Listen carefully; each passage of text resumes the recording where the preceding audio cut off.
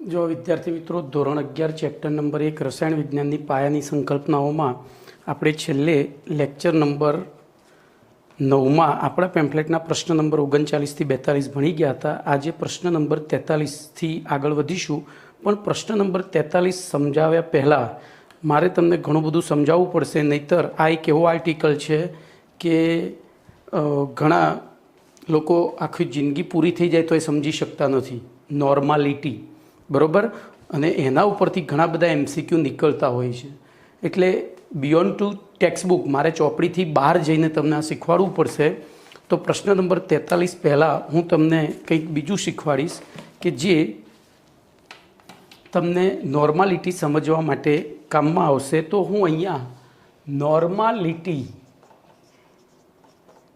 એને ગુજરાતીમાં સપ્રમાણતા અને મેં આપેલો નવો શબ્દ છે કાર્યક્ષમતા। મેં આપેલો એક નવો શબ્દ છે કાર્યક્ષમતા। તો આપણે આ કાર્યક્ષમતાને જો પ્રોપરલી સમજી લઈશું તો નોર્માલિટી આજીવન સહેલાઈથી આવડશે ને એમાંથી નીકળતા એમસીક્યુ પણ સહેલાઈથી આવડશે। તો જોઈએ, હું એક ઉદાહરણ લઈશ। બોલો, 1000 કિલોગ્રામ દળ ધરાવતી એક બંધ ટ્રકને ધક્કો મારીને ચાલુ કરવા માટે, બરાબર, ધક્કો મારીને ચાલુ કરવા માટે 10 વર્ષની ઉંમરના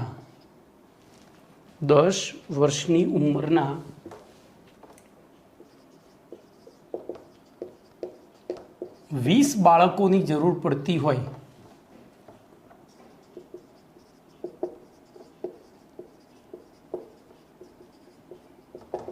તો 20 વર્ષની ઉંમરના ખાલી જગ્યા બાળકોની જરૂર પડશે। બોલો, આપણે પહેલો તો આ પ્રશ્નનો જવાબ શોધીએ। તો બોલો, આપણે સીધું જ આપણા ચોથા પાંચમા ધોરણમાં સાદા વ્યાજના દાખલા ગણ્યા હતા કે 10 એ 20 તો 20 એ કેટલા? તો 20 ગુણ્યા 20 ભાગ્યા 10 બરાબર 20 દુ 40। શું આ જવાબ સાચો છે? વિચારો તો। ના, ખોટો છે। કેમ? જો 10 વર્ષના બાળકો કે જેમની કાર્યક્ષમતા ખૂબ જ ઓછી છે, જો 20 બાળકો ભેગા થઈને ટ્રકને ધક્કો મારી શકતા હોય તો 20 વર્ષનું બાળક એટલે 10 વર્ષનું બાળક એટલે લગભગ ચોથા પાંચમામાં ભણતું, તો પાંચમા છઠ્ઠામાં ભણતું બાળક હોય। 20 વર્ષનું બાળક એટલે બાળક ના કહેવાય પણ એ તરુણ કહેવાય કે, તો હું અહીંયા તરુણો લખીશ। તો એ તરુણ, જે આજના તરુણ તો બધા હેલ્થ કોન્શિયસ થઈ ગયા છે, જીમમાં જઈને બોડી બિલ્ડર બની ગયા હોય, બોલો એવા કેટલા જણાની જરૂર પડે ટ્રકને ધક્કો મારવા? તો આપણે કહી દઈએ કે સાહેબ 5-6 જણા બહુ થઈ ગયા, તો ગણતરી પ્રમાણે 40 કેમ આવ્યા? તો ખોટું છે। કેમ? તો આમાં વ્યસ્ત પ્રમાણનો સંબંધ છે। જ્યારે જો ઉંમર વધે એમ કાર્યક્ષમતા વધે, ઉંમર વધે એમ કાર્યક્ષમતા વધે તો જરૂરી બાળકોની સંખ્યા ઘટે, એટલે વ્યસ્ત પ્રમાણ, ઉંમર વધે એમ બાળકોની સંખ્યા ઘટે। તો વ્યસ્ત પ્રમાણમાં આ રીતે પદ ના મુકાય જે આપણે સાદા વ્યાજમાં મૂકતા હતા, સીધું પદ મુકાય 10 ગુણ્યા 20 ભાગ્યા 20, 10 ગુણ્યા 20 ભાગ્યા 20, 20 ઉડી ગયા તો બોલો કેટલા બાળકોની જરૂર? એટલે કે લગભગ 10 બાળકોની જરૂર પડશે। બોલો, આ જવાબ સાચો તમારો। હવે આના ઉપરથી કોઈ આવો જવાબ કેમ મળ્યો? તો આપણને સીધું દેખાય છે કે 10 વર્ષના બાળક કરતાં 20 વર્ષના બાળકની એટલે કે તરુણની કાર્યક્ષમતા લગભગ બમણી હોય, એટલે જેટલા 10 વર્ષના જો 20 બાળકોની જરૂર પડતી હોય તો બમણી કાર્યક્ષમતાવાળા અડધા જ એટલે કે 10 બાળકોની જરૂર પડે। તો આ થયું એક સિમ્પલ કાર્યક્ષમતાનું ઉદાહરણ। હવે અહીંયા આપણે કેમેસ્ટ્રીમાં પ્રવેશ કરીએ કાર્યક્ષમતા માટે। તો કેમેસ્ટ્રીની અંદર કાર્યક્ષમતા કોની હોય? તો કેમેસ્ટ્રીમાં કાર્યક્ષમતા પ્રક્રિયકની હોય। કોની હોય? પ્રક્રિયકની। પણ હવે પ્રક્રિયકની કાર્યક્ષમતા ક્યારે કામમાં આવે? તો એ પ્રક્રિયામાં ભાગ લેતો હોય ત્યારે। તો કેમેસ્ટ્રીમાં એમાં જો બે ભાગ પડે છે, કાર્બનિક રસાયણ, અકાર્બનિક રસાયણ। આપણે અહીંયા અભ્યાસ કરવાનો છે અકાર્બનિક, તો અહીંયા લખીશ કે અકાર્બનિક રસાયણ વિજ્ઞાનમાં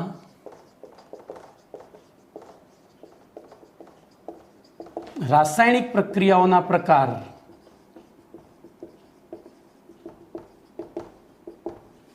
બરોબર, અનુક્રમે પ્રક્રિયાઓના પ્રકાર નીચે પ્રમાણે છે, બરોબર। તો એ પ્રકાર 3 પ્રકાર છે। પહેલો પ્રકાર છે તટસ્થીકરણ પ્રક્રિયા, બીજો પ્રકાર છે રેડોક્સ પ્રક્રિયા અને ત્રીજો પ્રકાર છે આયન વિનિમય પ્રક્રિયા.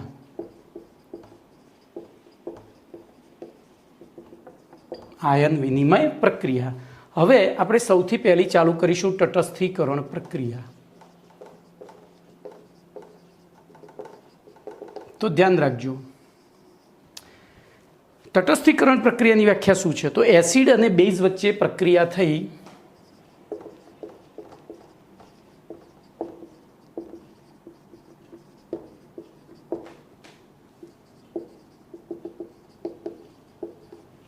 ક્ષાર અને પાણી બનવાની પ્રક્રિયાને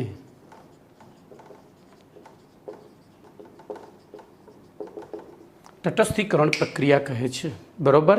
હવે જો અહીંયા એક ઉદાહરણ લઈશ. દાખલા તરીકે જો આ ઉદાહરણ આપણને કંઈક સમજાવે છે. હું HClની NaOH સાથે પ્રક્રિયા કરું, બોલો શું બનશે? તો NaCl પ્લસ H2O એટલે કે ક્ષાર અને પાણી. આ એસિડ છે, આ બેઝ છે, આ ક્ષાર છે, આ પાણી છે. ચલો HClની હું MgOH2 સાથે પ્રક્રિયા કરું તો બોલો એમાં પણ MgCl2 બનશે અને પાણી બનશે. હવે ઉપરની પ્રક્રિયા જો સંતુલિત છે, H1 ને 2 છે તો H2 છે, Cl1 છે તો Cl1 છે, Na1 છે કે Na1 છે તો O1. આમાં જુઓ તો H બોલો 2 છે તો અહીંયા 2 ને 3 છે. હવે એને દૂર કરવા માટે હું અહીંયા હાફ મૂકી દઉં એટલે આ 2નો અડધો થઈ ગયો H, એટલે 2ના અડધા એટલે 1 થયો, 1 વત્તા 1 એટલે 2 થઈ ગયા. ચલો Cl1 છે તો અહીંયા Cl, ચલો હું અહીંયા હાફ મૂકું તો બોલો Cl અડધો થઈ ગયો એટલે 1 થઈ ગયો. પછી Mg અડધો તો Mg ઓટોમેટિક અડધો થઈ ગયો. O 2ના અડધા 1 તો 1 થઈ ગયો. હવે જુઓ તમે આ પ્રક્રિયાની તુલના કરો તો ઉપરોક્ત પ્રક્રિયાના આધારે આપણે એવું કહી શકીએ કે 1 મોલ જોજો ઉપરોક્ત પ્રક્રિયાઓના આધારે સમજાવી શકાય છે કે 1 મોલ, આપણે આગળ મોલ સંકલ્પના ભણી ગયા છીએ, આપણે પ્રક્રિયાઓમાં 1 અણુ લઈ શકતા નથી, આપણે ઓછામાં ઓછા 1 મોલ અણુ લેવા પડે. તો 1 મોલ HClનું સંપૂર્ણ તટસ્થીકરણ કરવા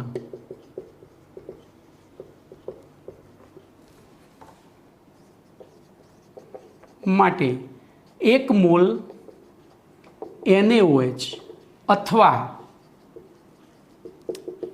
1/2 મોલ MgOH2ની જરૂર પડે છે, જે દર્શાવે છે કે બોલો શું? તો આ પેલા બાળકોવાળું ઉદાહરણ આવ્યું. ટ્રક એના એ છે, જોજો 1 મોલ HCl એ ટ્રક છે, સંપૂર્ણ ધક્કો મારીને ચાલુ કરવા 1 મોલ NaOHની જરૂર પડી, સામે MgOHને કેટલા મોલની જરૂર પડી? અડધા જ. જે દર્શાવે છે કે તટસ્થીકરણ પ્રક્રિયામાં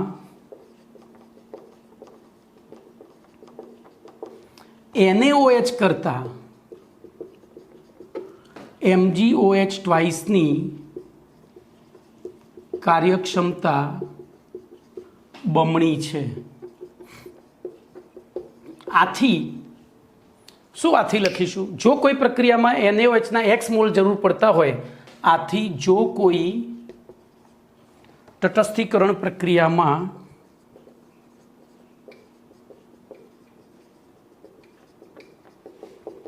NaOHના X મોલની જરૂર પડતી હોય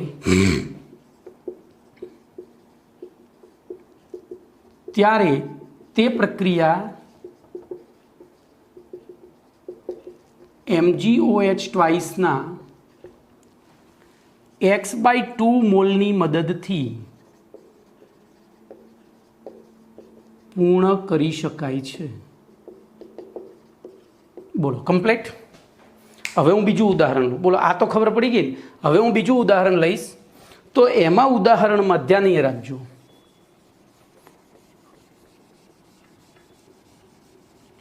આપણે પહેલામાં બેઝની કાર્યક્ષમતા MgOH2 અને NaOH2 બેઝ છે, હવે એસિડની કાર્યક્ષમતા સમજાવીએ તો અહીંયા બેઝ લઈશું સ્ટાન્ડર્ડ તરીકે.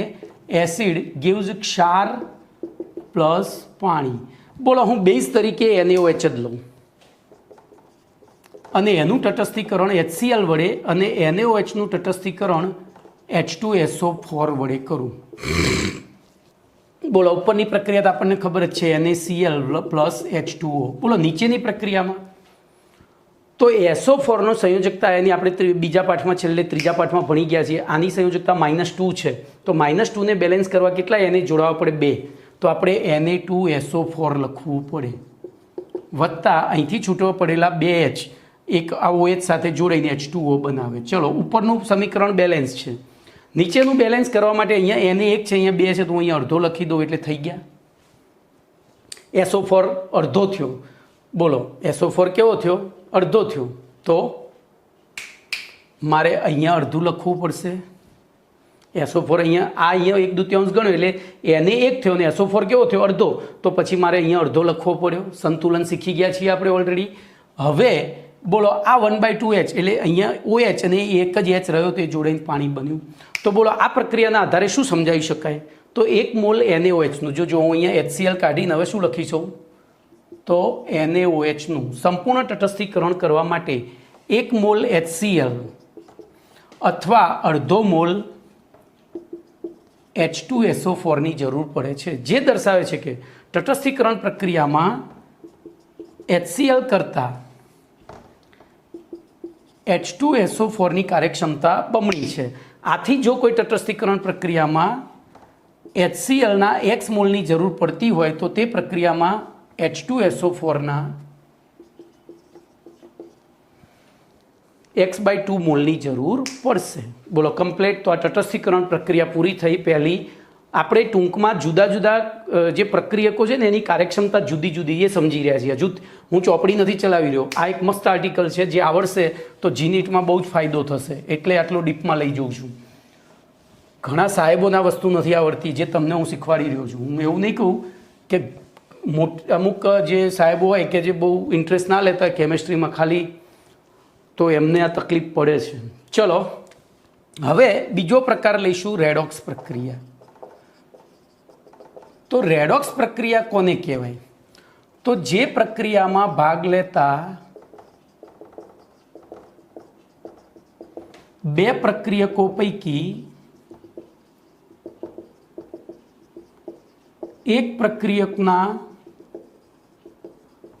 મધ્યસ્થ પરમાણુ ઇલેક્ટ્રોન ગુમાવતો હોય અને બીજા પ્રક્રિયકનો મધ્યસ્થ પરમાણુ ઇલેક્ટ્રોન મેળવતો હોય તો તેવી પ્રક્રિયાને કઈ પ્રક્રિયા કહેવાય? રેડોક્સ પ્રક્રિયા. કઈ પ્રક્રિયા કહેવાય? રેડોક્સ પ્રક્રિયા. ચલો અહીંયા હું બે ઉદાહરણ લઈશ, ધ્યાન રાખજો. ઉદાહરણ પહેલું આ તમારે યાદ રાખો તો વેલ એન્ડ ગુડ, કારણ કે 12માં આવવાનું જ છે. 5Fe+2 એની પ્રક્રિયા આપણે MnO4- સાથે, હું અહીંયા સીધી સંતુલિત સમીકરણ જ લખીશ કારણ કે આપણે સમય નથી બગાડવો.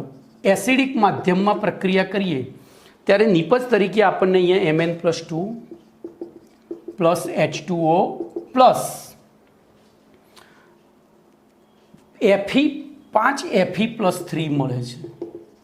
જોજો અહીંયા 4H2O લખવા પડશે બેલેન્સ કરવા માટે.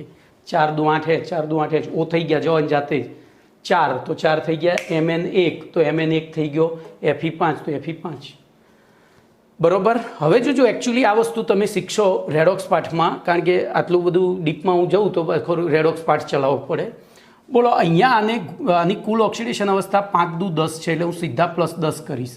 અહીંયા 7 દુ 14, 4 દુ 8માંથી 1 ગયા એટલે +7 છે. અહીંયા +2 છે. અહીંયા 5 તરી 15 છે. બોલો આને શું કર્યું છે? 7 ધન વીજભાર +7માંથી +2 ધારણ કર્યો છે. +7માંથી +2 ધારણ કર્યો છે. એનો મતલબ કે એમાં 5 ઇલેક્ટ્રોન ઉમેરાયા છે. ચલો આને શું કર્યું છે? તો 10માંથી 15 થયો છે વીજભાર. વીજભાર 15 થયો એનો મતલબ કે એને 5 ઇલેક્ટ્રોન ગુમાવ્યા છે, -5 ઇલેક્ટ્રોન માઇનસ. ચલો હવે નીચેનું ભૂસી નાખું છું, બરાબર, અને જે નીચેનું લખેલું છે એ આપણે પછી મોઢે બોલીશું. ચલો બીજી પ્રક્રિયા લઈ લઉં. તો 6Fe+2 plus Cr2O7 -2, 6Fe+2 plus Cr2O7 -2 plus 14H plus gives 2Cr+3 plus 2Cr+3 plus 6Fe+3 અને છેલ્લે પાણીના 7 અણુઓ પડ્યા રહે છે. ચલો ધ્યાન રાખજો. બોલો અહીંયા આનો કુલ ઓક્સિડેશન આ કેટલો થયો? 6 દુ 12. બોલો આનો કેટલો થયો? 7 દુ 14માંથી 2 ગયા. 8મા પાઠમાં શીખશો, અત્યારે હાલ થોડું સ્વીકારી લો. 7 દુ 14માંથી 2 ગયા એટલે 12, પણ 2માં ભેગા એ થયેલા છે, તો +12 જ લખી દઉં સીધા જ. ચલો અહીંયા તો આની લખવાની જરૂર નથી, આપણે આ લખીએ તો +6 થયા, 3 દુ 6. બોલો અહીંયા કેટલા થયા? તો 6 તરી 18, બરાબર. બોલો અહીંયા શું થયું? તો +12માંથી +6 થયો, ધન વીજભાર ઘટ્યો, એનો મતલબ એને 6 ઇલેક્ટ્રોન સ્વીકાર્યા એટલે પ્લસ. બોલો અહીંયા શું થયું? તો 12માંથી 18 થયા એટલે કે 6 ઇલેક્ટ્રોન ગુમાવ્યા એટલે કે માઇનસ. બોલો હવે આ ઇલેક્ટ્રોનની સંખ્યાને આપણે સરખી કરવી હોય અહીંયા, તો ઉપરની પ્રક્રિયાને 5 વડે, નીચેની પ્રક્રિયાને ઉપરની પ્રક્રિયાને 6 વડે અને નીચેની પ્રક્રિયાને 5 વડે ગુણીએ, તો ઉપરનીને 6 વડે ગુણીએ એટલે 6 પંચા 30Fe+2 વત્તા બોલો 6 MnO4 માઇનસ વત્તા 6 ચોક 24H plus gives 6 Mn+2 plus 6 ચોક 24H2O પ્લસ 6 પંચા 30Fe+3. બોલો આને કેટલા વડે ગુણી? 6 વડે. આને ગુણીશું 5 વડે.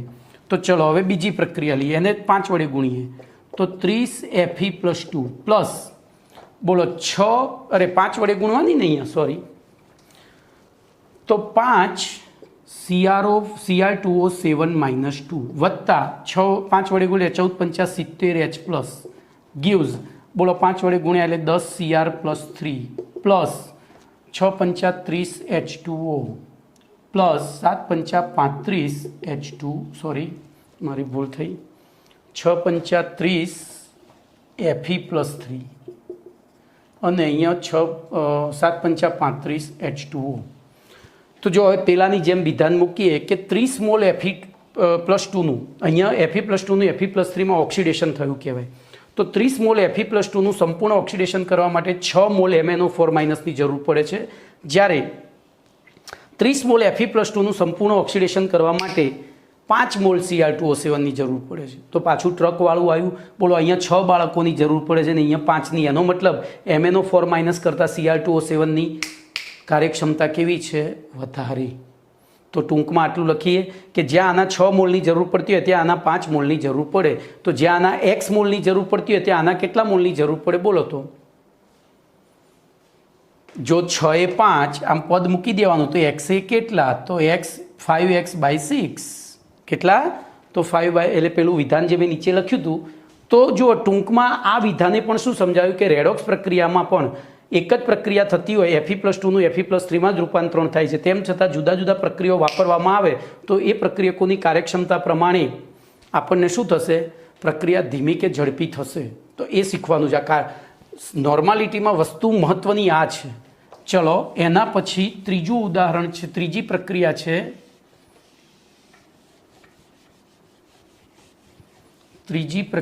છે